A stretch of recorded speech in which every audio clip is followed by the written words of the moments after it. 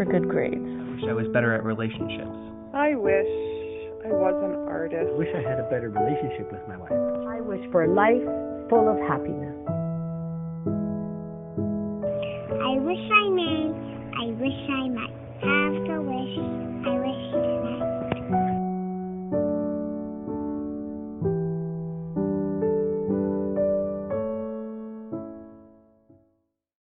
Hi there. Welcome to Beyond Wishful Thinking. My name is Sherry. Welcome to our Monday podcast.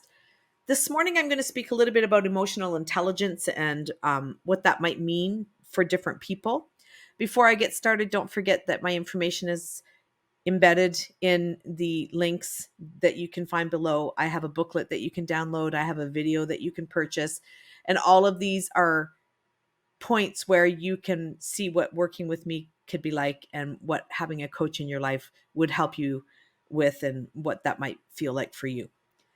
So again, today is emotional intelligence. I cannot even begin to tell you how deep this topic is and what it really is about. But the first thing I wanted to say was that I have had all of these books and information in my life while I was raising my children and sort of assumed that it was old knowledge. And I'm discovering some of the things that I'm looking into the last little while haven't been around that long. And so we associate Daniel Goleman with the emotional intelligence, but it was actually in 1990 put out by Peter Salovey and John Mayer. They published the first scientific article on emotional intelligence, and they defined it as the ability to monitor one's own feelings, to discriminate among those feelings, and to use the information to guide your thinking and action. Maybe we all talk about common sense, and sometimes we hear people say there isn't a lot of common sense anymore.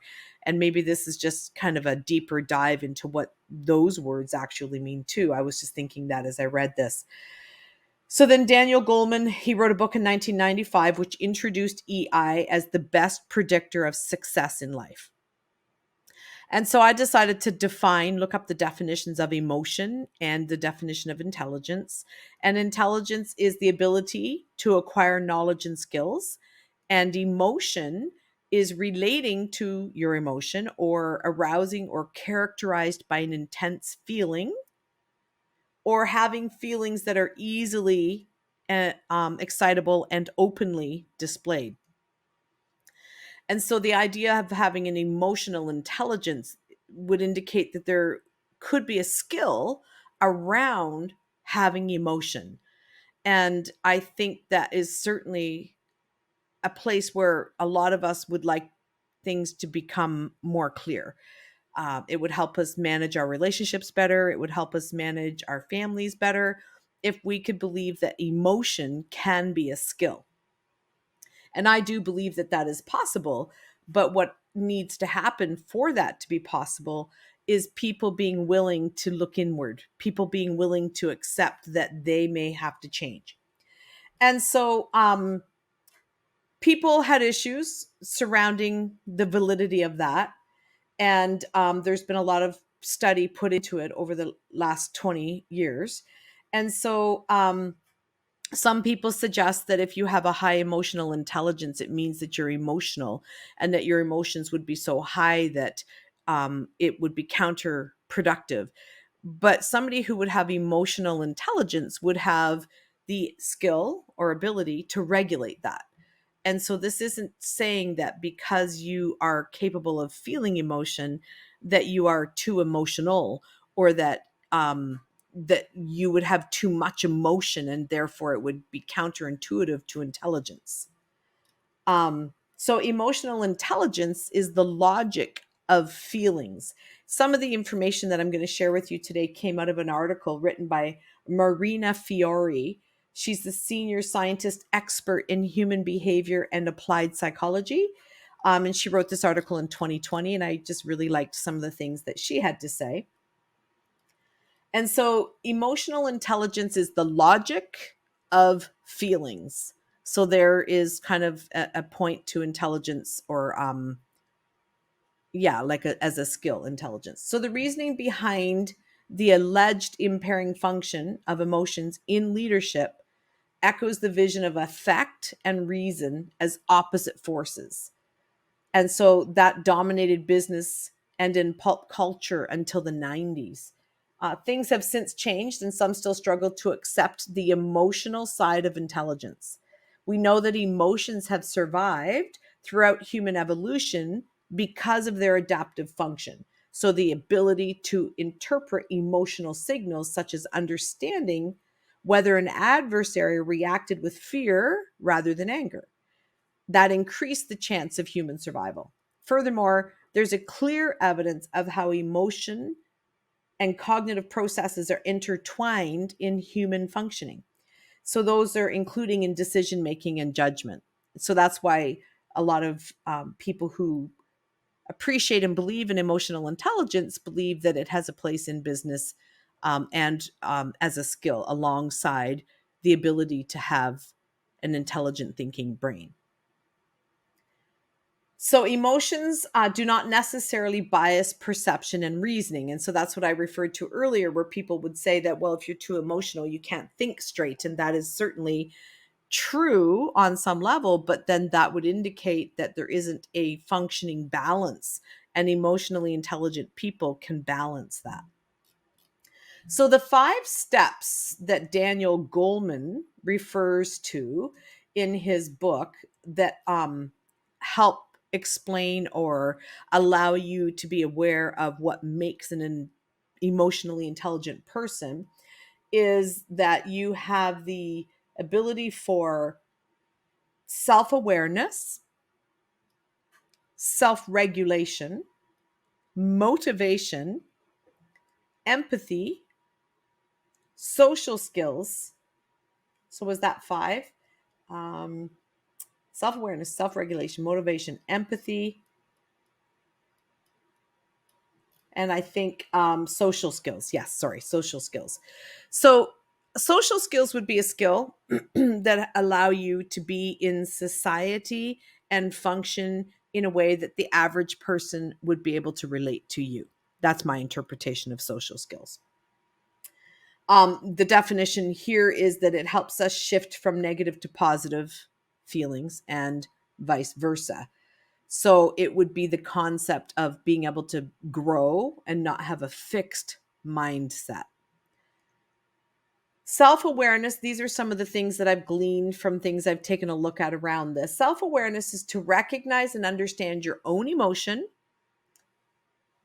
and that's a critical part of emotional intelligence. But once you've recognized your own, you need to be aware of the effect that your actions and mood and emotions have on others. And then recognize the relationship between the things they feel and how they behave. So it's reciprocal. And it isn't expecting them to become you or you to become them. It's the ability for both of you to believe that you understand each other. And in that understanding, you could have some form of connection. Self-regulation is to regulate and manage your own emotions, not putting them on hold or hiding them away, but you wait for the right time and place to express them. Expression and managing of that expression can be difficult, and that's what makes it more difficult for people to be emotionally intelligent and have that capacity to understand that the reaction you're getting from somebody is quite possibly because of something you did. Now, that's not always the case. Lots of times you can be super emotionally intelligent, and because you are, it's difficult for people to understand you, and that can also cause friction and difficulty in relationship and connection. Motivation. So to be able to be to motivate yourself beyond external rewards like fame, money, recognition, you have a passion to fulfill your own inner need and goal, and your um, reward is internal. It's how that makes you feel. And I know I have asked different people, what satisfaction do you feel when you complete this job? And I have had completely blank looks, because that has never occurred to the person I'm speaking with, that they could do something and feel it inside, and that feeling they have inside would be enough. And that's where we need to get more people the ability to do that. Empathy is to treat others who are in a negative state with extra care, or make an effort to lift their spirits. So that's kind of a basic concept of empathy, but to look at a situation and have the ability to decide or understand that that's what they would need, is extra care, or for you to be able to do something for them. Social skills, this one I like, because I sort of said something at the beginning, but this is the definition, and I really enjoy what it defines it. And that is active listening, verbal communication skills, nonverbal communication skills, leadership, and persuasiveness. So that's a lot. Active listening means show somebody you're listening. Pay attention so you can ask questions. Pay attention so you could lead. Verbal communication skills are the ability to speak in a way that is clear to another person. Nonverbal communication skills is to show that, smiling, eye contact, engagement. And then leadership and persuasiveness would be the ability to help someone see a possible outcome by you doing it yourself, or being able to support them, persuade them in a way that they could achieve that on their own. Some of the ways to do this is to expose yourself to a range of perspectives. And oh my goodness, all you have to do is pick up the paper and read the paper, and perspective becomes something that we can all be aware of. We can look at a story, and my grandfather used to say there's 3 sides to every story: your story, my story, and the truth.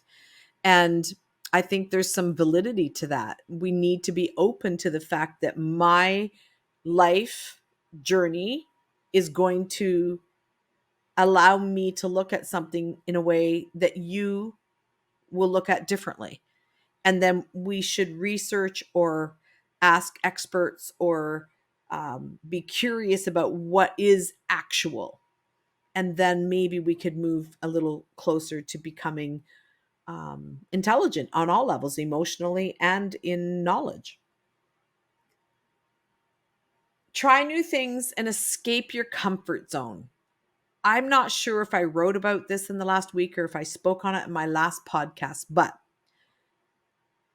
we can stay so fixed we can't learn anymore. And if you are happy there, I guess, who am I to say you should do more?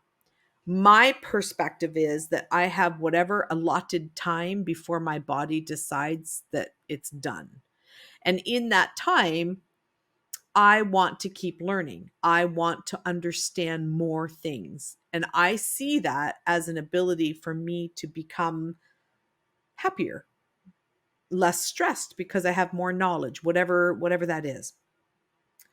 And so staying in our comfort zone can be debilitating, because we don't know what we're missing. And there are people who think I'm okay with that, because that journey to the next step in knowledge feels very stressful. But if you want to be emotionally intelligent and be able to accept and grow. So I heard a really interesting conversation this week about someone who felt that they were sad when their grandchildren got older, because they didn't need the grandparent the same, or the grandparent didn't feel that they had the same connection. And my perception by looking at the situation with the knowledge I had was that the grandparents' connection to the grandchild was one of need. They, the grandparent, felt fulfilled when the grandchild needed them. As the grandchild got older and had less need for the adults the way that grandparent felt it, the grandparent felt that the grandchild was pulling away. Children need to be raised in such a way that they can have their own adult life. And of course, we want to be connected to them in all of the stages.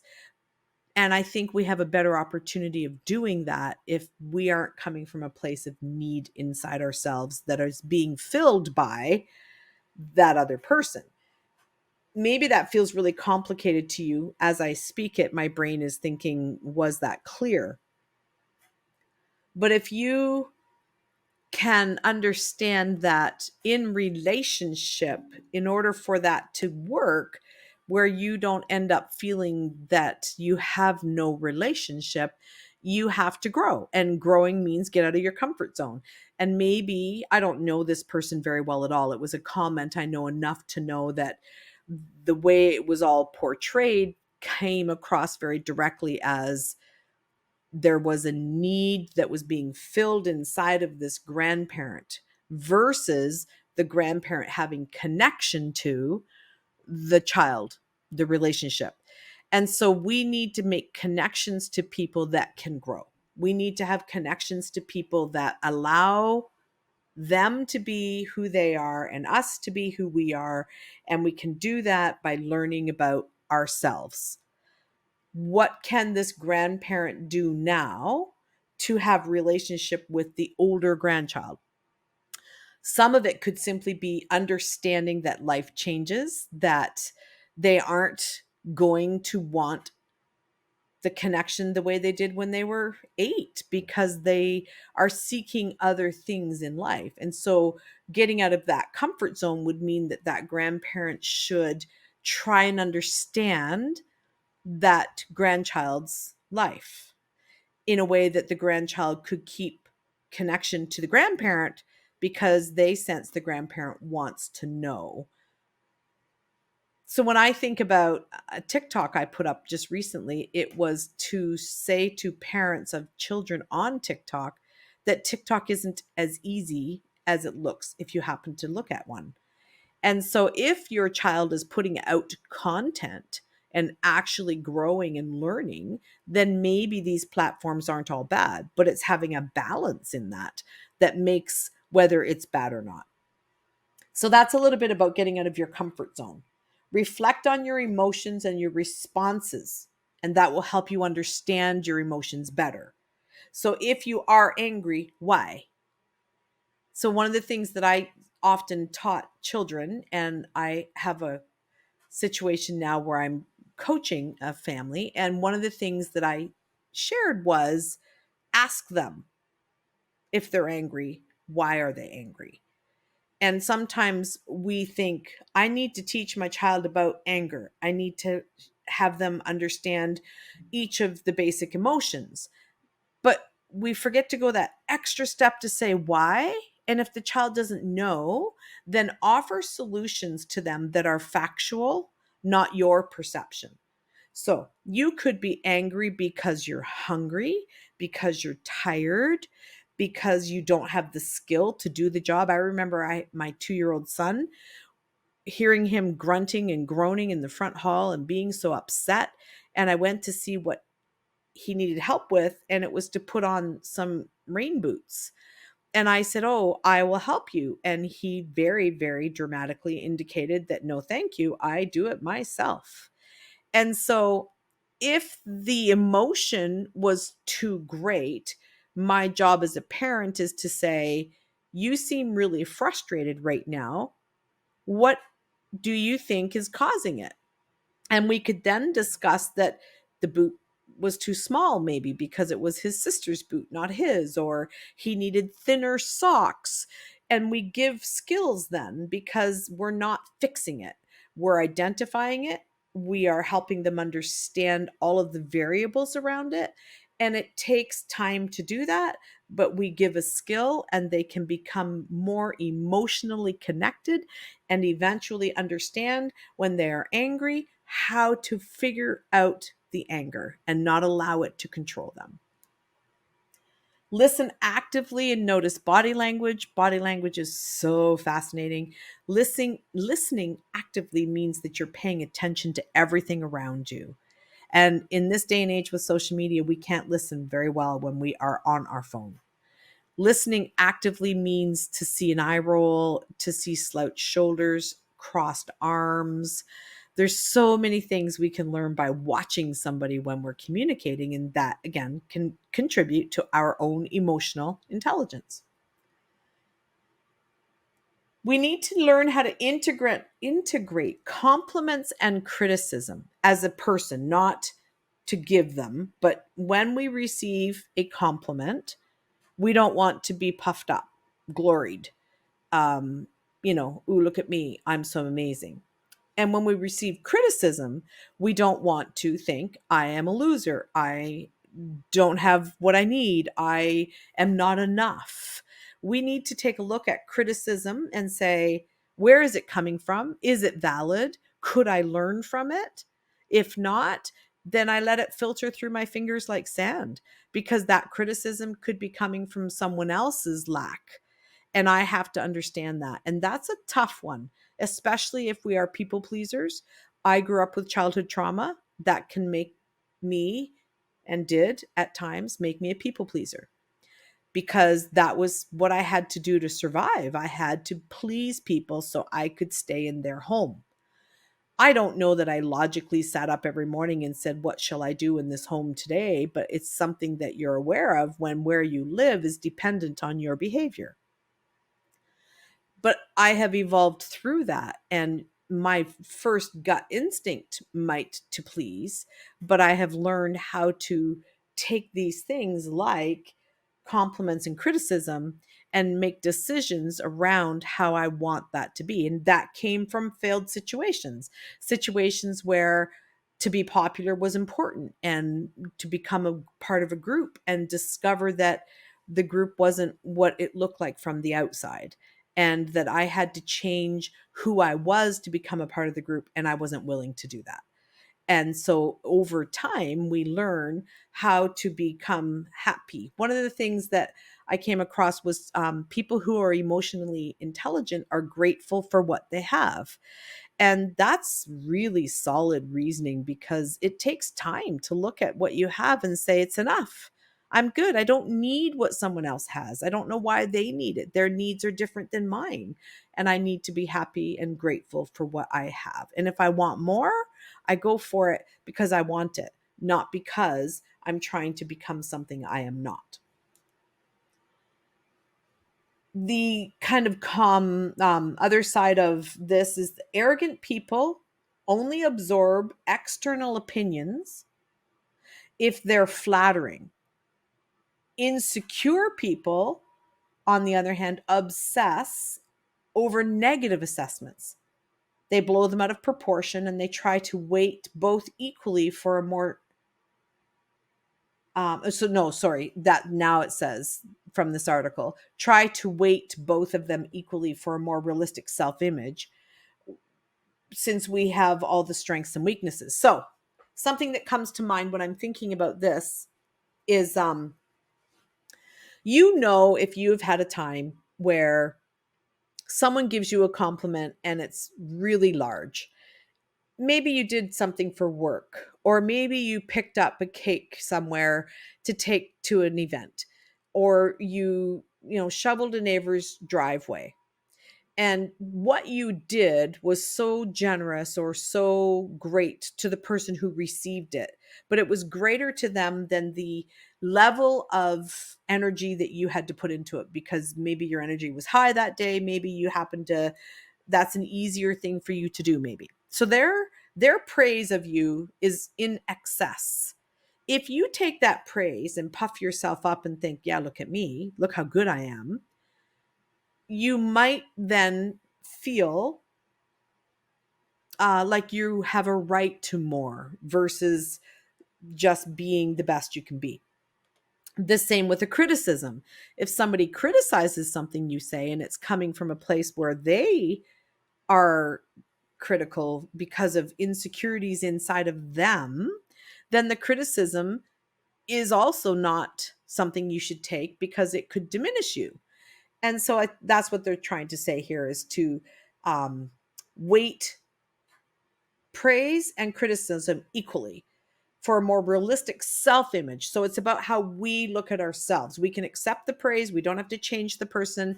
I know I've said this before, but when my husband died and I started dating my current husband, I teased my parents a couple times that I don't think they even were looking at whether he was a good fit for me. They just were so worried that the worry that they had would go away if I was happy. So that's all they looked at. And we need to be careful as people that we don't allow emotions. So remember at the beginning, we talked about some people think emotional intelligence isn't balanced because the word emotion is in it. And so if we're ruling with emotion, then it won't be balanced. But what I'm saying is people who are emotionally intelligent have balanced emotions. And a balanced emotion that my parents could have had would be, this would be lovely for her. Let's make sure, though, that this is a right fit. But instead, when I would speak with them, it was just all go, go, go, go, do it, do it. And I had to step back and understand I couldn't rely on them for the work that I needed to do. I needed to do it myself. I needed to understand it for me. Had I gone on their recommendations or they weren't recommending it, but they were excited about it. Had I gone just solely on that and not looked inward, maybe the relationship wouldn't have worked. And so that's what I'm kind of trying to get at with this. So a person who is self-aware, socially adaptable, and empathetic will be able to survive and thrive on the other side of a life crisis because they have the social and relational skills to be able to handle unexpected and unfortunate circumstances. They know how to advocate for themselves, to problem solve, and to seek support when they need it the most. So that's a summary, somewhat, of emotional intelligence. So it doesn't mean that crisis won't happen. It doesn't mean that you won't have difficulties. It just means that you will know how to handle those situations and come out the other side and probably have even more balance, more intelligence, more emotional capability to be able to have the life that you actually want, which will free up energy and help you be able to be moved forward and not stuck. And so that's a real basic concept of emotional intelligence. The last paragraph of that article was that, in addition, emotionally intelligent individuals know how to provide empathy to those around them who may also be affected by crisis or dire situations. Being supportive and compassionate to others can have a positive impact on our emotional adjustment. When we feel needed and believe that we can help others, we also become stronger and more resilient. But remember my grandparent story, where we need to have that only, like, it can't complete us. You know how we hear, and it's shifting a bit, we used to say for relations that you complete me, and now people are suggesting that you should be complete yourself on your own, and then the relationship will have better options. It'll be more viable. And that's kind of what that last paragraph is talking about. I hope this has been at least thought-provoking for you. Emotional intelligence is a big thing. It's very important, and we want our children and our relationships that we're in to be coming from a skill of emotion, not being ruled by emotion. And when we feel emotion, we need to assess it, because we can have an emotion, let's say anger again, and we can be upset because the anger is misdirected. We think it's coming from an outside sense, and it's actually from an inside thing that we can control. Get more sleep, eat better, talk more, explain to someone why they made you angry, if it's something that is external, and then you can move through and try and do the best that you can do. And if you meet people who won't do that with you, because there are a lot of those kinds of people, then you can still have the skill of emotion and take the criticism or the negative, internalize it to something that you understand you don't want to be, you want to have skill around, and that it isn't going to lower your ability or diminish you as a person. And if we can learn more and more how to do that, we will have much more sound relationships around us. Have a great Monday. Thank you for listening. As much as I enjoy discussions, I also want to provide a service to people who would like more. If you want to do more than listen, get in touch with me with the links in the description. You can also email me through hello@beyondwishfulthinking.ca. And I'd like to give you content you enjoy, so please leave a review wherever you're listening to this podcast. If you're watching through my YouTube channel, leave your comments below. If you want more of Beyond Wishful Thinking podcasts, make sure to subscribe for free on Apple Podcasts, Spotify, and wherever you are listening right now.